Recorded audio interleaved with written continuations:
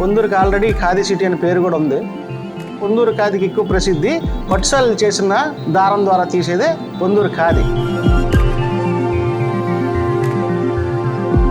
Irrespective of the class he is, irrespective of economic status he is, khadi అనేది ప్రతి ఒక్క ఫ్యామిలీలోని ఇన్బైబ్ అయి ఉంటుంది.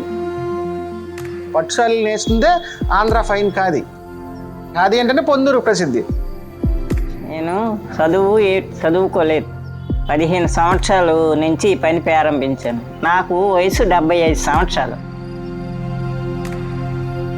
మా నాన్నగారు నేసినప్పుడు 70 సంవత్సరాల క్రితం మాట నేసినప్పుడు గాంధీ గారు వచ్చారు అన్న మాట చెప్పారు, కానీ ఆయనతో సంభాషణ కానీ చూడటం కానీ చేయలేదు.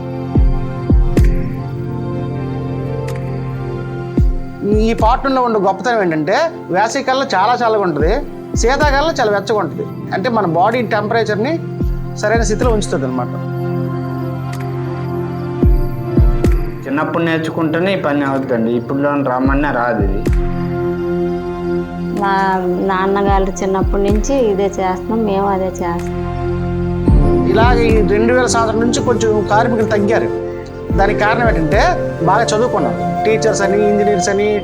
ఆ టీచర్స్ అయిన తర్వాత ఇంకొక టీచర్ని పెళ్లి చేసుకుంటాడు. వాళ్ళ జీవితం వేరేగా ఉంటుంది. ఈ కార్మికులు ఇక్కడే ఉంటారు, అమ్మ నాన్నలు ఇక్కడే ఉంటారు, కానీ వాళ్ళు శ్రీకాకుళం, వైజాగ్ అక్కడికి షిఫ్ట్ అయిపోయి ఆదాయాలు తక్కువ వల్ల ఇబ్బందులు అవుతుంది, కానీ ఎంతైనా మరి కష్టపడి ఈ పనే మేము చేస్తాం. మరి వేరే పనికి దేనికి వెళ్ళట్లేదు.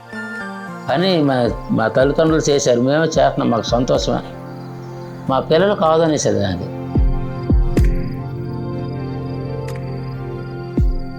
ఇలాగే సాగితే కొన్నాళ్ళకి చేనేత వృత్తి కనుమరుగైపోతాయని అనుకుంటున్నాం అన్నమాట.